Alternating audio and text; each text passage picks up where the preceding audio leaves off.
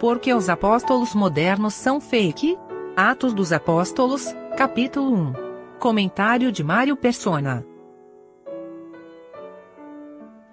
Efésios capítulo 3, versículo 1.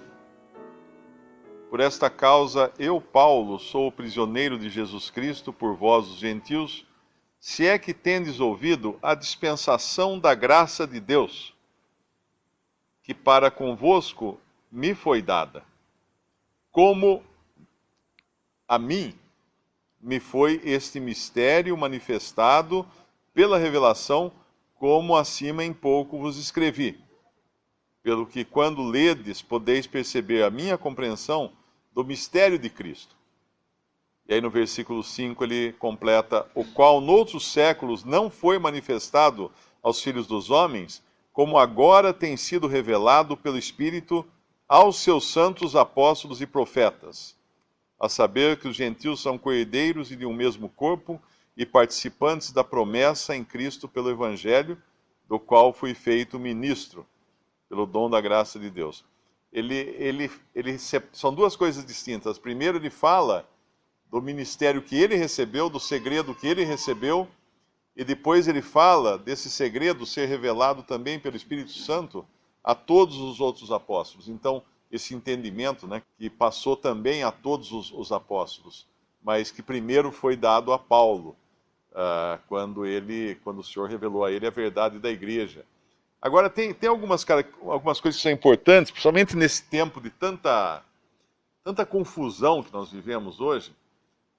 E uma coisa importante entender é o seguinte: apóstolo são esses que nós vemos na Bíblia.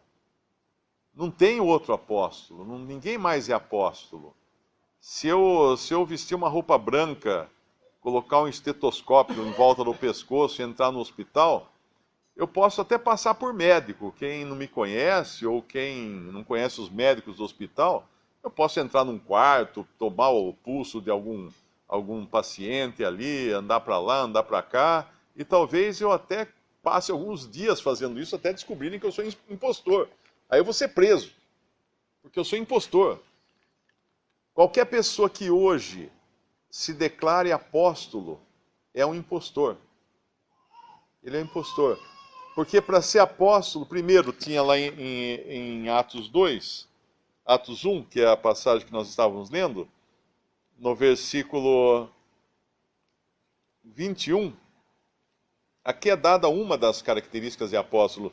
É necessário, pois, que dos varões que conviveram conosco todo o tempo em que o Senhor Jesus entrou e saiu dentre nós, começando desde o batismo de João, até o dia em que dentre nós foi recebido em cima, um deles se faça conosco testemunha da sua ressurreição. Então, se alguém chegar para você e falar assim: eu sou o apóstolo fulano da igreja tal, então eu pergunto: puxa vida, mas como é que você conseguiu durar tanto tempo? Porque você deve ter participado do batismo de João Batista, você deve ter vivido todo o tempo do ministério do Senhor Jesus aqui na terra,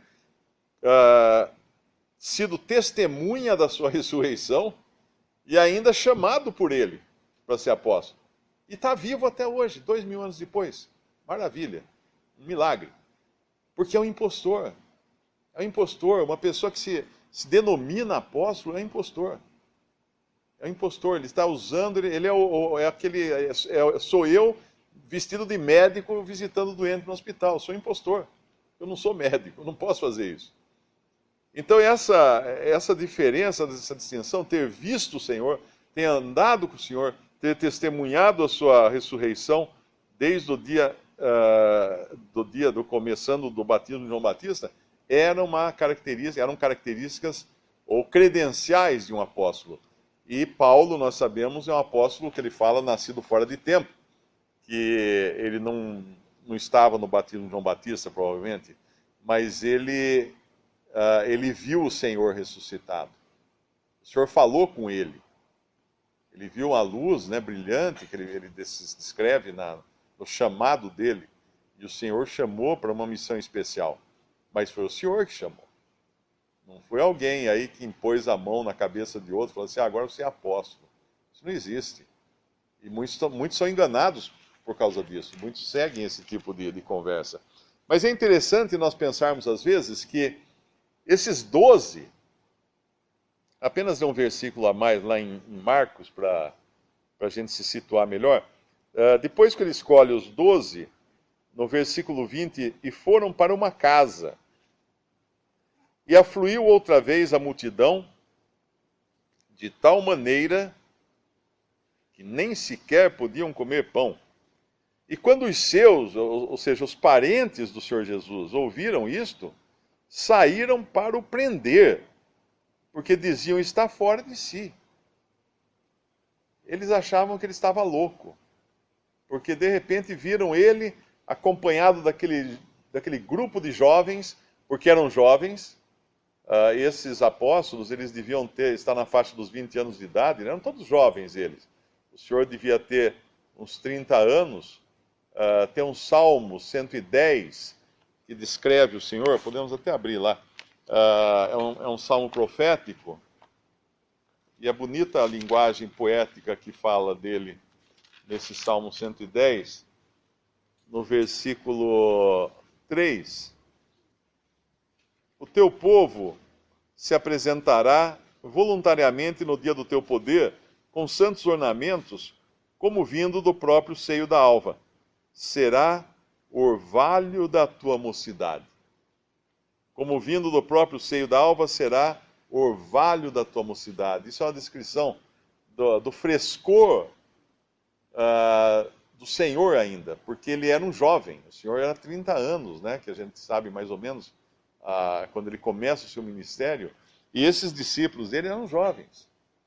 E a família do Senhor, acho que ele enlouqueceu e quer prendê-lo, quer segurá-lo. E eu imagino as famílias desses jovens também que o seguiam, né? Todo mundo aqui que se converteu quando era jovem, numa família, num lar, onde não eram convertidos, sabe do que eu estou falando.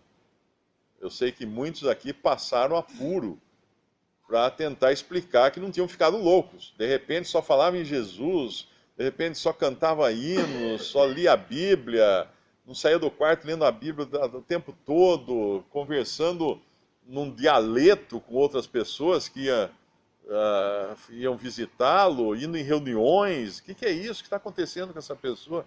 Eu me lembro, a minha conversão foi assim, mas como eu comecei a ir assiduamente à missa, eu me converti e comecei a ir à missa, eu não sabia de nenhuma alternativa a isso, mas minha mãe ficou preocupada.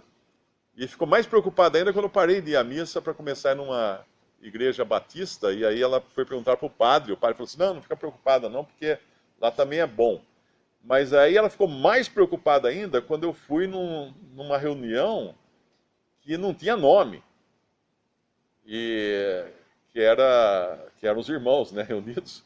Ela chegou um dia para mim e falou assim, ô filho, faz assim, vai naquela outra que você ia lá, porque é uma igreja que tu não conhece, tem um nome e tudo, mas não vai nesse lugar aí, que vai saber o que eles estão fazendo lá. Então, o jovem recém-convertido, buscando as coisas de Deus, ele é tido por louco pela família, eles não entendem isso. Enquanto eles não conhecem também a Cristo, não conhecem a verdade, eles não vão entender essas coisas. E aqui eles estão agora, sim, esse senhor saindo com essa turma toda, levando as boas novas, e, obviamente, vem logo a retranca, né, que é os fariseus, aqui os escribas, que tinham descido de Jerusalém, no versículo 22, falando que o poder pelo qual ele fazia essas coisas vinha de Beelzebu. Como o Senhor fazia tudo pelo poder do Espírito Santo, o que eles estavam dizendo era que o poder do Espírito Santo era um poder demoníaco. E aí ele vai falar aqui do que é a conhecida blasfêmia, né? No versículo 28. Na verdade vos digo que todos os pecados serão perdoados aos filhos dos homens, e toda sorte de blasfêmia com que blasfemarem. Porém, qualquer que blasfemar contra o Espírito Santo, nunca obterá perdão, mas será réu do eterno juízo, porque diziam, tem espírito imundo. Essa aqui é impressionante hoje. Quantos cristãos têm dúvida sobre esse versículo? E as dúvidas são justamente por causa de líderes religiosos que os amedrontam com o seguinte raciocínio: o que o pastor prega lá na igreja, ele prega inspirado pelo Espírito Santo. Então, se você sair da igreja, você deu as costas para o Espírito Santo e assim você blasfemou contra o Espírito Santo e você está perdido para sempre e não tem mais perdão para o seu pecado. Esse é o raciocínio que vigora nas igrejas pentecostais, principalmente, de que isso seria o pecado sem perdão, essa seria a blasfêmia contra o Espírito Santo, mas não é. A blasfêmia contra o Espírito Santo era atribuir aqueles milagres que eles estavam vendo o Senhor fazer, porque eles tinham que atribuir a duas fontes de poder, a Deus ou ao diabo. Porque são as duas fontes de poder espiritual que existem. Eles não iam atribuir a Deus, porque se eles atribuíssem a Deus, eles tinham que reconhecer que ele era o Messias. Então, a quem eles iam atribuir? Ao diabo.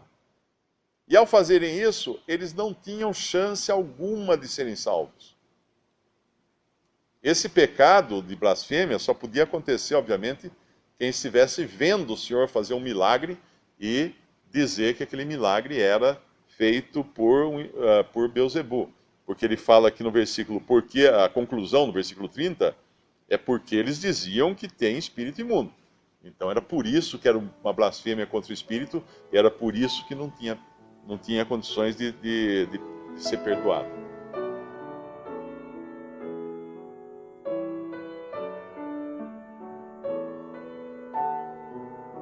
Visite Respondi.com.br.